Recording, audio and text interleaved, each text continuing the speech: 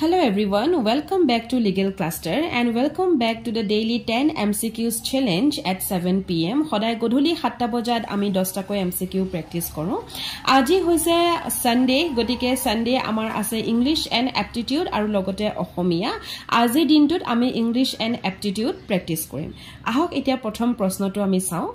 So the first question is, institute is related to academy in the same way as decree is related to. So yet koise je institute eta relate hoy ase kihor logot academy logot relate hoy ase thik tene koi decree enekota bostu jitu kihor logot related hoy ase. So number 1 dise blame, number 2 dise court, number 3 dise judge, number D dise amak mandate. Etia decree বুলি কলে আমি প্ৰথমতে জাজু ভাবিম, আমি প্ৰথমতে কোৰ্টু ভাবিম, আমাৰ মনলে ম্যান্ডেটু আহিব, সকলোখিনি বস্তুই আহিব, ৰাইট? গতিকে এতিয়া আমি চাব লাগিব যে এই দুটা বস্তু কেনে দৰে ৰিলেট হৈছে, কি ভিত্তিত ৰিলেট হৈছে আৰু কেনে দৰে ৰিলেট হৈছে। গতিকে আমি যদি চাও এটা ইনষ্টিটিউট হয়নে, সো ইনষ্টিটিউট এটা একাডেমি, যেটো একাডেমি হয় সেই একাডেমিটো পঢ়াই বা সেই একাডেমিটোক বুজাই বা সেই একাডেমিটোৰ মতে ইনষ্টিটিউট এটা চলিব লাগিব। একাডেমি মিন্স আমাৰ এটা সিলেবাস থাকিব, এটা একাডেমিক আমাৰ সামথিং থাকিব, ৰাইট? এটা সিলেবাস থাকিব বা এটা এনেকুৱা অৰ্ডাৰ হয় যে এখিনি বস্তু কৰিব লাগিব নকৰিব লাগিব সেই বস্তুটো। গতিকে এই বস্তুটো যেটো ষ্টাইলত ৰিলেট হৈছে সেই ষ্টাইলটোতে আমি এতিয়া ইয়াত নিম। গতিকে আনসাৰটো হ'ব ম্যান্ডেট। কেনেদৰে ম্যান্ডেট হ'ব? ম্যান্ডেট মানে হৈছে এটা অফিচিয়েল অৰ্ডাৰ বা এটা কমিশন যেটো আমাক কিবা এটা কৰিবলে কয়, ওকে? যেটো আমাক কিবা এটা কৰিবলে কয়। গতিকে ডিক্ৰীয়ে আমাক ম্যান্ডেট দিব। যেনেকে ইনষ্টিটিউটে আমাক একাডেমি দিয়ে, একাডেমি মতে আমি একাডেমি এটা পাৰ্টিকুলাৰ সিলেবাস থাকিব বা এনেকুৱা কিছুমান ধৰাবন্ধা ৰুল থাকিব যেটো ইনষ্টিটিউটে মানি চলিব। ঠিক তেনেকে ডিক্ৰীৰ কিছুমান তেনেকুৱা ৰুল থাকিব বা ডিক্ৰীত কিছুমান বস্তু লিখা থাকিব যেটো ম্যান্ডেট হৈ থাকে, যেটো আমি অফিচিয়েল অৰ্ডাৰ হিচাপে পাও to do that particular thing. গতিকে আনসাৰটো হ'ব ইয়াত ম্যান্ডেট, নট জাজ। ডিক্ৰী দেখিলো বুলি জাজ দি নিদিব। নেক্সট কোৱেশ্চনটো ট্ৰাই কৰো। My friend Rima apprised me dash the incident. ইয়াত কেইটামান ৱৰ্ড দিছে, about, on, in আৰু off। এখিনি ৱৰ্ড কি ৱৰ্ড হয়? এখিনি হৈছে প্ৰিপজিশন। সো এটো প্ৰিপজিশন খুদিছে আৰু ইয়াত আনসাৰটো হ'ব off। Okay, apprise of. Apprise is always used with of. Yar mane hoise, apprise mane hoise to being informed. Kiba ta bostu information dia to being informed. Thik ase? Number 3, eta statement dise aru tate apunalok conclusions dise. So statement to ase all apples are red in color. Jiman khini box to dhorok apple ase, ei gute khini apple hoise red in color. No red colored things are cheap. Kuno enekwa red color thing nai jitu cheap hoy. So no red color things are cheap. Okay, now all apples are cheap. Yat ki dise? All apples are cheap. Yat prothomote koisile no red color things are cheap. Kuno red color thing cheap nohoy, tamane protekto red color thing dami hoy। গতিকে এপলস খিনি red colour আছিল, গতিকে এখিনিও দামি হয় আৰু ইয়াত কৈছে যে হেখিনি দামি নহয়, চিপ, কম দামি বুলি কৈছে। গতিকে এটো ৰং হয়।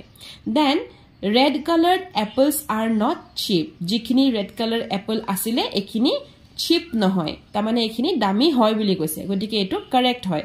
সো ইয়াত অকল কনক্লুজন নাম্বাৰ 2 টো হে কাৰেক্ট। সেই কাৰণে ইয়াত আনসাৰটো হ'ব only conclusion 2 follows, answer number B। তাৰ মানে এই স্টেটমেন্টটো কোনে ফলো কৰি আছে হেতুৱে আপোনালোকক প্ৰশ্নটোত খুধিছিলে। নেক্সট কোৱেশ্চনটোলে আগবাহু। the latin term ad seriatim means। So আমি বহুত লেটিন টার্ম পাও, যেনে ad hoc, মানে বিশেষকৈ এডৰ ফালৰ পৰা কৈছো মই।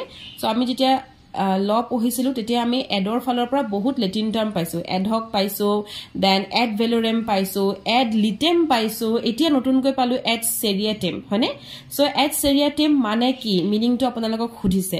মিনিংটো হৈছে one after another, one after another. Okay, so etia ami sai jao e baki khiniu ami janibo lagibo tetia he kaile edhok jodi khudhe apunalage jate question to eri thoi nahe.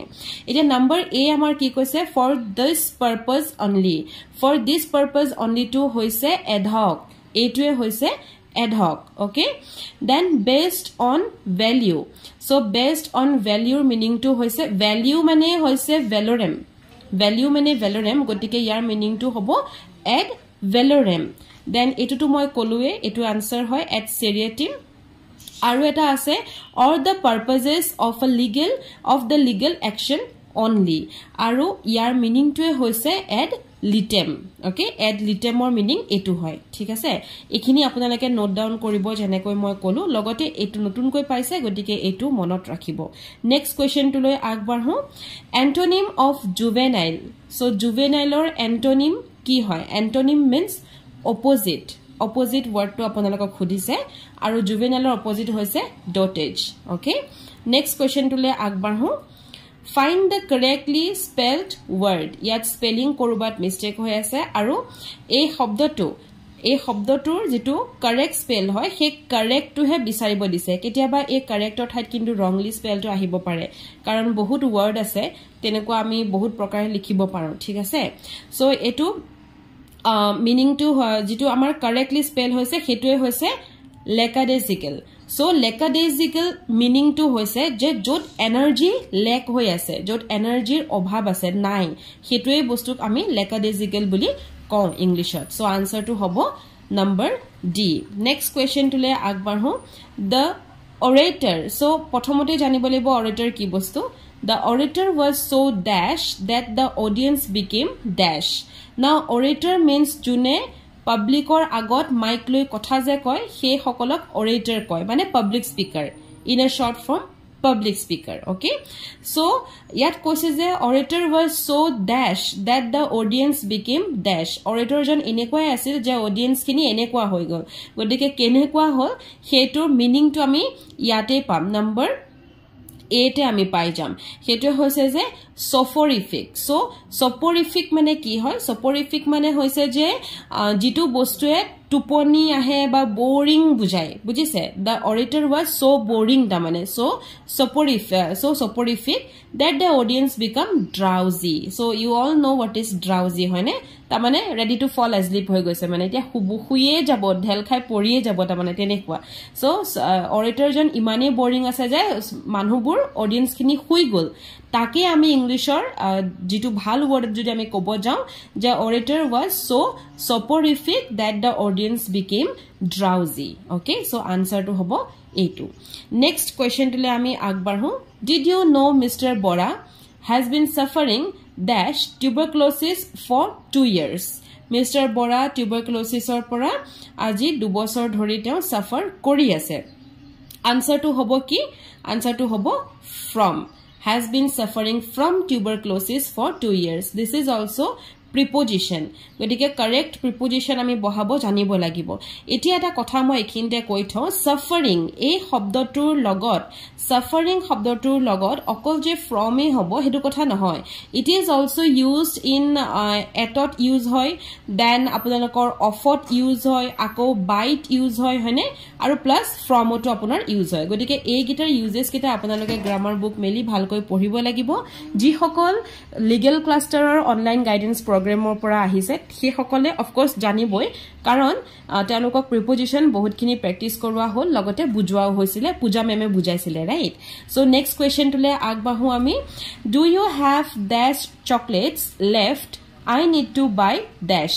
এটো ওজিপি সকলে নজনাকি কব পাৰিব লাগিব, কাৰণ এখিনি বস্তু শিকোৱা হৈছিল, আপোনালোকক নোটছত দিয়া হৈছিল কেনে ধৰণৰ কোৱেশ্চনত ইন্টাৰগেটিভ, তাৰপিছতে নেগেটিভ, এজাৰ্টিভ, কেনেকুৱা ধৰণৰ কোৱেশ্চনত কেনেকুৱা ধৰণৰ প্ৰিপজিশন বহে হেতু শিকোৱা হৈছিল। গতিকে ইয়াত আনসাৰটো হ'ব do you have any chocolates left, I need to buy some. আপোনালোকক পূজা মেমে ক্লাস কৰোতে দেখুৱাইছিলে ৰাইট আৰু যি সকল নন জিপি হয় সেই সকলে এই বস্তুটো নোট কৰি ৰাখক নেক্সট কোৱেশ্চন টু সো ইয়াত হ'ব এনি ওকে ইয়াত হ'ব নাম্বাৰ এ এটো হ'ব any and number C to হ'ব ইয়াত বাইট ওকে নেক্সট কোৱেশ্চন টুলে আগবাঢ়ো সিনোনিম অফ প্ৰক্লেমেশন এতিয়া প্ৰক্লেমেশন শব্দটো আমি কোড পাইছিলো কনস্টিটিউশনত পাইছিলো প্ৰক্লেমেশন অফ ইমাৰ্জেন্সি হয়নে আমি কোন প্ৰক্লেমেশন অফ ইমাৰ্জেন্সি বুলি কোনে নকও so proclamationer same meaning eta yat khudise synonym means same meaning antonym means different ba opposite meaning so proclamationer eta meaning hoise